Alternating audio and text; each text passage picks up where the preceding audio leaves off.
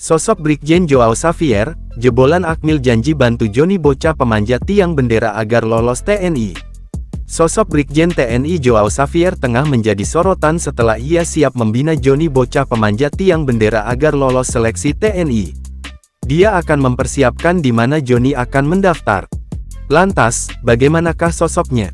Brigjen TNI Joao Xavier Barreto Nunes lahir di Bobonaro, Timor Timur, saat ini negara Timor Leste pada tanggal 18 Juli tahun 1967.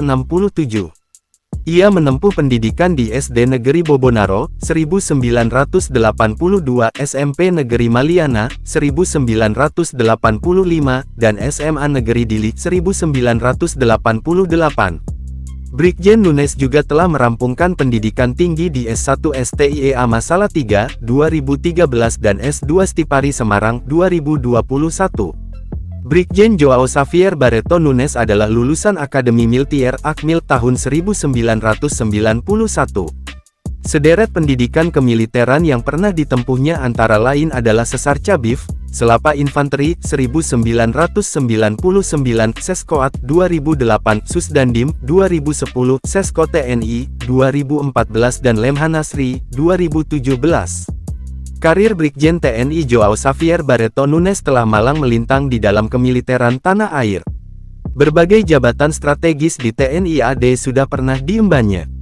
Joao tercatat pernah menjabat sebagai Danton Yonif 327 Brajawijaya, Pasii, Lidik Yonif 327 Brajawijaya, dan Dankipan B Yonif 327 Brajawijaya.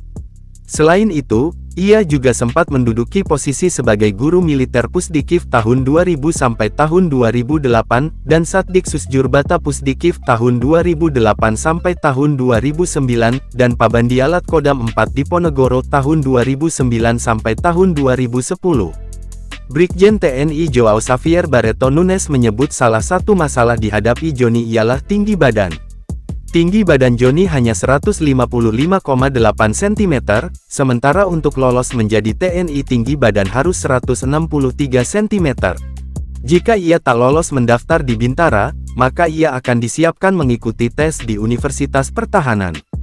Ia bisa mengikuti tes jalur khusus untuk kejuruan atau keahlian pada akhir Agustus tahun 2024.